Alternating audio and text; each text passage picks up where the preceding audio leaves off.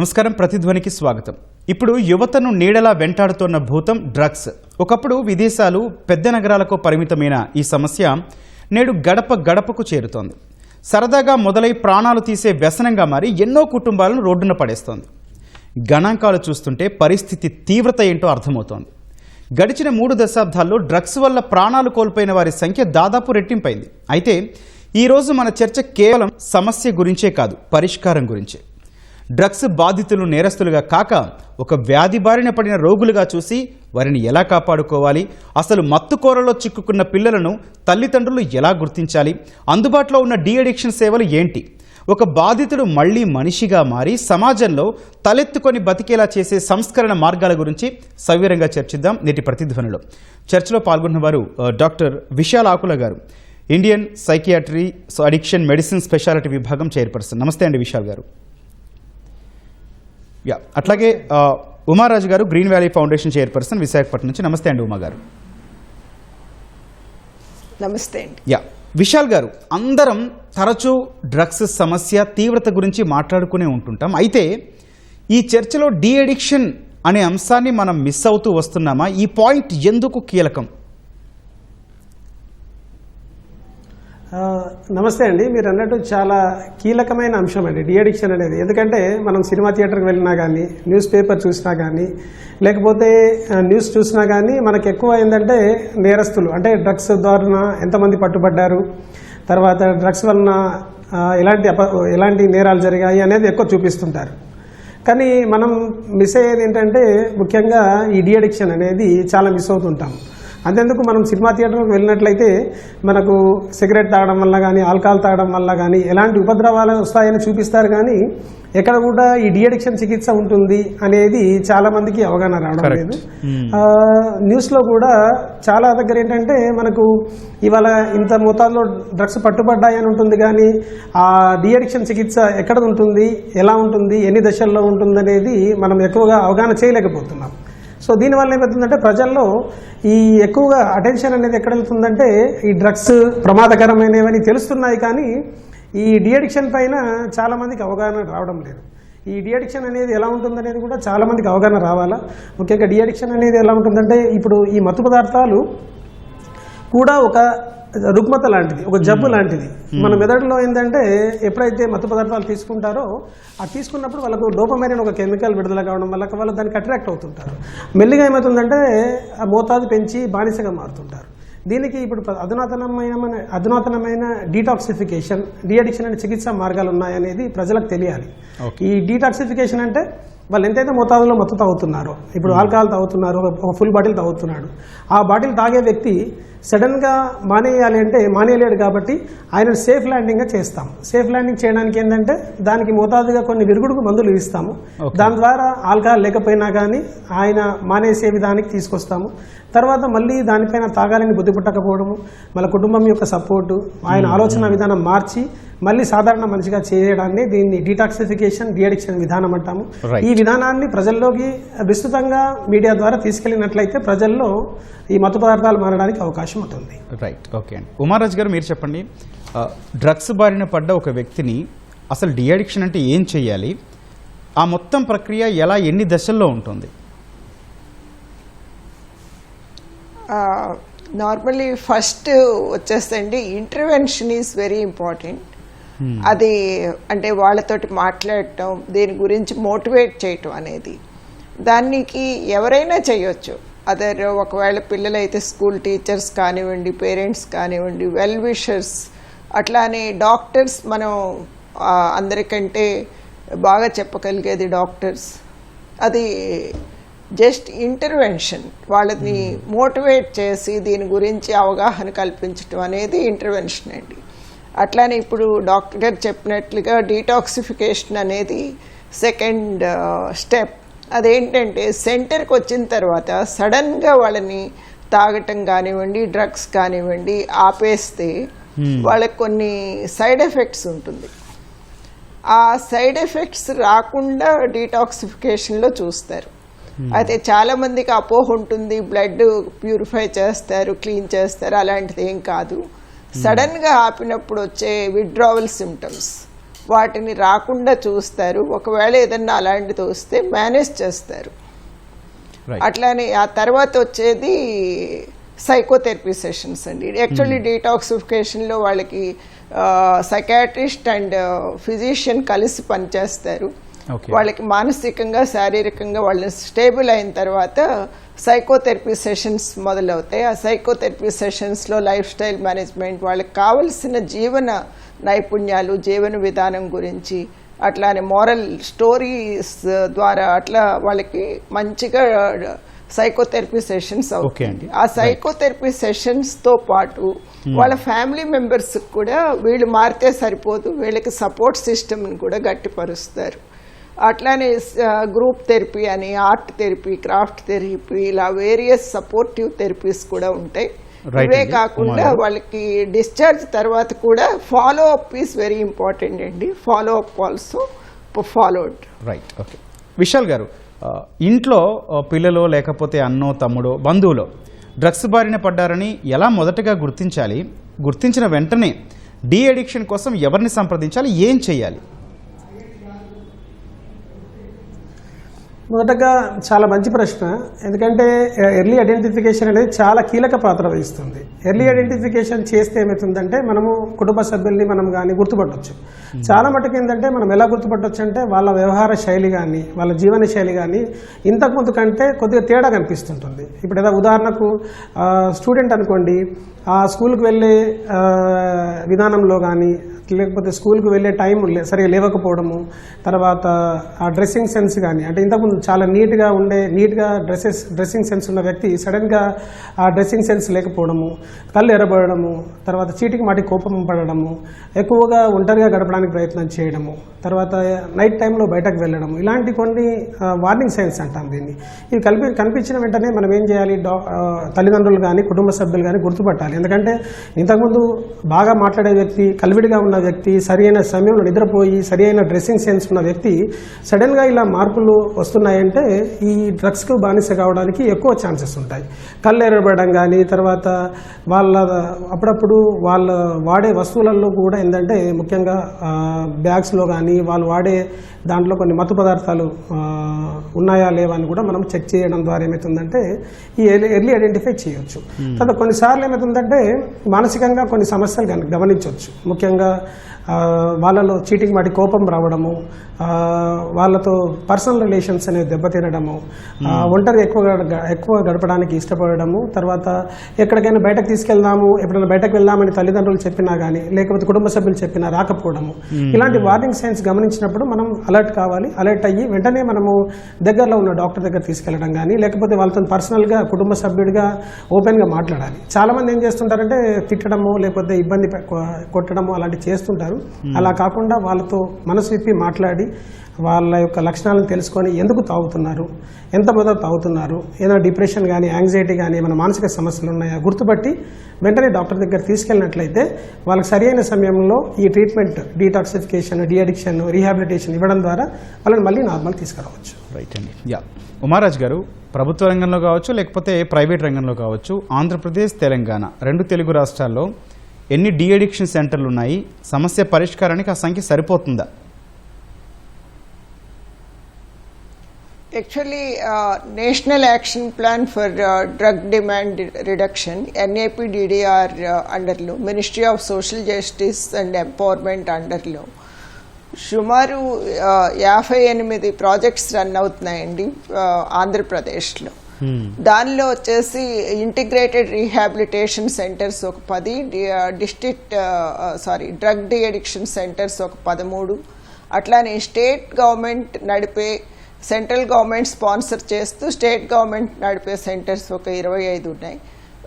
ODIC అంటే మనకి అక్కడ స్క్రీనింగ్, అంటే అబ్యూజర్స్కి కౌన్సిలింగ్ మాత్రం ఇచ్చి వాళ్ళని ఏదన్నా అవసరం ఉందా లేదా చూసి వాళ్ళని సెంటర్స్కి రిఫర్ చేసే సెంటర్స్ ఒక 4 ఉన్నాయి. అట్లానే ఎడిక్షన్ ట్రీట్మెంట్ ఫెసిలిటీ అని అది ఎయిమ్స్ అండర్లో నడుస్తుంది, అది కూడా ఒక సెంటర్ ఉందండి. ఇట్లా మనం SLC అంటే వీటన్నిటినీ కూడా ట్రైన్ చేయటానికి కూడా ఒక స్టేట్ లెవెల్ కోఆర్డినేటింగ్ ఏజెన్సీ, అది గ్రీన్ వ్యాలీ ఫౌండేషన్. అది కూడా పనిచేస్తుంది. ఆల్టుగెదర్ 58 హెల్పింగ్ సెంటర్స్ ఉన్నాయండి 28 డిస్ట్రిక్ట్స్లో. అదేవిధంగా మనకి తెలంగాణ వచ్చేసరికి, అంటే నేను ఇప్పుడే కొంచెం సేపటి ముందు తెలంగాణ SLCA వాళ్ళతో మాట్లాడటం జరిగింది. వాళ్ళ ప్రకారం మొత్తం మీద 15 సెంటర్స్ ఉన్నాయండి 33 డిస్ట్రిక్ట్స్లో. ఇవి కాకుండా ఇప్పుడు మనకి ప్రతి డిస్ట్రిక్ట్కి కూడా ఒక డ్రగ్ డి అడిక్షన్ సెంటర్ రాబోతోంది. త్వరలో అన్ని డిస్ట్రిక్ట్స్కి కూడా ఒక్కొక్క సెంటర్ చొప్పున వస్తుంది అనేది ఇప్పుడు ప్రతిపాదన అండి. రైట్ అండి, ఓకే, చర్చ కొనసాగిద్దామండి. అట్లా న్యూ సెంటర్స్ చెప్పండి మేడం ఉమారాజు. ఇప్పుడు న్యూ సెంటర్స్ గురించి కంటేనండి, ఉన్న సెంటర్స్ని బాగా వృద్ధి చేసి అక్కడ స్టాఫ్ని బాగా ట్రైన్ చేసి వాళ్ళకి సరైన టైంలో చక్కగా కరెక్ట్గా జీతాలు అవన్నీ సరైన టైంలో వచ్చేలాగా చేసి మనం వాటిని కనుక అభివృద్ధి చేస్తే మనకి handful of centres are there అండి. అట్లానే గవర్నమెంట్ హాస్పిటల్స్లో psychiatry departments, other centres, there are many centres are working అండి. Hundreds of centres are there to help. Okay, right. Vishal garu, deaddiction అంటే సాధారణ చికిత్స, మందులతో పాటు కౌన్సిలింగ్, అట్లాగే బిహేవియర్ థెరపీ, మానసిక ఆరోగ్య పునరుద్ధరణకు ఏం చేయాలండి? సో ఈ డిఅడిక్షన్కి ఏంటంటే మీరు అన్నట్టు ఏంటంటే ఇప్పుడు ఇందాక మనం డిస్కస్ చేసినట్టు డీటాక్సిఫికేషన్ డిఅడిక్షన్తో పాటు మానసిక పునరుద్ధరణకు ఆలోచన విధానం వాళ్ళ పేషెంట్స్ రోగి యొక్క ఆలోచన విధానాన్ని మార్చే ట్రీట్మెంట్స్ ఉంటాయి. దాన్ని ఏమంటామంటే కాగ్నిటివ్ బిహేవియర్ థెరపీ అంటాం. అంటే కాగ్నిటివ్ బిహేవియర్ థెరపీ అంటే వాళ్ళ యొక్క ఆలోచన విధానం, ముఖ్యంగా తాగడం వల్ల మనకు ఎంటర్టైన్మెంట్ వస్తుంది, తర్వాత ఎంజాయ్ చేస్తున్నాం అనే అలాంటి కాన్సెప్ట్ అనేది వాళ్ళలో ఉంటుంది. కానీ మనం ఏంటంటే వాళ్ళ యొక్క ఆలోచన దీర్ఘకాలికంగా మీ జబ్బులు రావడానికి అవకాశం ఉంటుంది, మీ ఫ్యామిలీ అనేది నష్టపోతున్నారు, మీరు ఆర్థికంగా నష్టపోతున్నారని వాళ్ళ యొక్క ఆలోచన విధానాన్ని మార్చే ప్రక్రియను ఏమంటామంటే ఈ కాగ్నిటివ్ బిహేవియర్ థెరపీ అంటాం. అంతేకాకుండా గ్రూప్ థెరపీ, వీళ్ళకి ఏంటంటే ఈ డీటాక్సిఫికేషన్ డిఅడిక్షన్తో పాటు గ్రూప్ థెరపీలో ఎవరైతే సక్సెస్ఫుల్గా ఆల్కహాల్ కానీ మత్తు పదార్థాలు మానేశారో వాళ్ళ ద్వారా చెప్పడం ద్వారా వాళ్ళకి ఏమవుతుందంటే వాళ్ళ యొక్క ఆలోచన విధానం ఇంకా మారడానికి అవకాశం ఉంటుంది. ఓకే, ఇంత క్రానిక్ ఆల్కహాలిక్ కానీ ఇంత ఎక్కువగా తీసుకునే మత్తు పదార్థాలు తాగిన వ్యక్తి మానేశాడు, నేనెందుకు మానేయకూడదు అనేది వాళ్ళలో ఒక మంచి ఆలోచన ఏర్పడుతుంది. అంతేకాకుండా కొన్ని రీహాబిలిటేషన్ ప్రక్రియలో ఇందాక మనకు ఉమారాజు గారు చెప్పినట్టు ఏంటంటే కొన్ని థెరపీస్ ఉంటాయి. ఆర్ట్ థెరపీ వాళ్ళని రెగ్యులర్గా వాళ్ళకి ఏంటంటే డైవర్ట్ చేయడం. ఇప్పుడు ఆర్ట్ థెరపీ కానీ మ్యూజిక్ థెరపీ కానీ తర్వాత వాళ్ళలో ఉన్న నైపుణ్యాన్ని గుర్తించి వాళ్ళని ఎంకరేజ్ చేసి మెల్లిగా వాళ్ళని ఆ అడిక్షన్ నుంచి బయటకు తీసుకొచ్చే ప్రక్రియ ద్వారా మనం వాళ్ళని రీహాబిలిటేషన్ అనే ప్రక్రియ ద్వారా వాళ్ళని మళ్ళీ సాధారణ మనుషులుగా చేస్తాం. అంతేకాకుండా ఏంటంటే వాళ్ళకు రీహాబిలిటేషన్లో మెయిన్ ఏంటంటే వాళ్ళు బాగా తాగిన వ్యక్తి మందు మానేసిన తర్వాత వాళ్ళకు ఉద్యోగం కూడా కల్పించడం, అంటే వాళ్ళ యొక్క ఆర్థికంగా సామాజికంగా తర్వాత కుటుంబ వ్యవస్థ ఇవన్నీ సామాజిక అంటే వాళ్ళని ఒక సమతుల్యంగా డెవలప్ చేసినట్లయితే అప్పుడు ఏమవుతుందంటే వాళ్ళలో ఒక ఆత్మవిశ్వాసం పరిపూర్ణంగా ఆత్మవిశ్వాసం అనేది డెవలప్ అయ్యి నేను కూడా మానేయగలుగుతాను, నేను కూడా నా కుటుంబ సభ్యులతో హ్యాపీగా ఉండగలుగుతాను, తర్వాత నేను సొసైటీలో తలెత్తుకొని బతకగలుగుతాను. రైట్ విశాల్ గారు, అట్లాగే ఎంత టైం పడుతుందండి రికవరీకి? అంటే రికవరీ అనేది ఇంత టైం అని చెప్పలేము, వ్యక్తి యొక్క ఆలోచన విధానం బట్టి ఉంటుంది. ఉదాహరణకి ఏంటంటే మేము సాధారణంగా 3 months అనే టైం పట్టడానికి అవకాశం ఉంటుంది. ఎందుకంటే మొదటగా ఏంటంటే మేము ఇందులో డీటాక్సిఫికేషన్ డిఅడిక్షన్కు ఒక వారం నుంచి 10 రోజులు పడుతుంది. అప్పుడు దాని తర్వాత ఒక 1 నెల రోజులు యాడ్ చేసుకున్నా కానీ 45 రోజుల నుంచి ఒక 3 months వరకు టైం పట్టడానికి అవకాశం ఉంటుంది. కొందరిలో మోటివేషన్ లెవెల్ తక్కువ ఉంటుంది. తర్వాత అప్పుడు అలాంటి వాళ్ళకి ఏంటంటే ఎక్కువ రోజులు మనం రీహాబిలిటేషన్ సెంటర్లో ఉంచి వాళ్ళని సాధారణ స్థితికి తీసుకురావాల్సి వస్తుంది. ఓకే, రైట్ అండి. ఉమారాజ్ గారు, అత్యవసర పరిస్థితుల్లో బాధితుల కుటుంబాలు సంప్రదించడానికున్న ఈ సమన్వయ నెంబర్ హెల్ప్ లైన్ 14446 వంటివి కేంద్ర ప్రభుత్వ డిఅడిక్షన్ కేంద్రాల సేవలు ఎలా పొందాలండి? బీటీవీ మనకి టోల్ ఫ్రీ నెంబర్స్ ఇచ్చున్నారండి మినిస్ట్రీ ఆఫ్ సోషల్ జస్టిస్ వారు. అది మీరు ఇప్పుడు ఆల్రెడీ మెన్షన్ చేశారు, 14446 అట్లాంటి ఉన్నాయి. వాళ్ళకి గనక కాల్ చేస్తే మొత్తం దేశంలో ఎక్కడ ఉన్నా సరే వాళ్ళకి పునరావాస కేంద్రాలు, రీహాబిలిటేషన్ సెంటర్స్ ఎక్కడున్నాయి అనేది వాళ్ళు దగ్గరలో ఉన్న సెంటర్స్ అడ్రస్ వాళ్ళు ఇస్తారండి. అట్లానే కౌన్సిలింగ్ కూడా చేస్తారు. అలానే మనకి వచ్చేసి ఇప్పుడు 2 స్టేట్స్లో కూడా మన తెలుగు రాష్ట్రాల్లో ఈగల్ పనిచేస్తున్నారు. ఈగల్ ఆంధ్రప్రదేశ్ వచ్చేసి 1972 అండి, బాగా very easily we can remember 1972. అట్లానే తెలంగాణ వచ్చేసి 1908. వాళ్ళకి కాల్ చేస్తే కూడా దగ్గరలో ఉన్న రీహాబిలిటేషన్ సెంటర్స్ ఇన్ఫర్మేషన్ ఇవ్వటం జరుగుతుంది. అట్లానే ఏదైనా అవసరమైనప్పుడు they are even helping in Andhra Pradesh. అట్లానే తెలంగాణలో కూడా యాక్టివ్గా పనిచేస్తున్నారు, వారి సహాయం కూడా తీసుకోవచ్చు.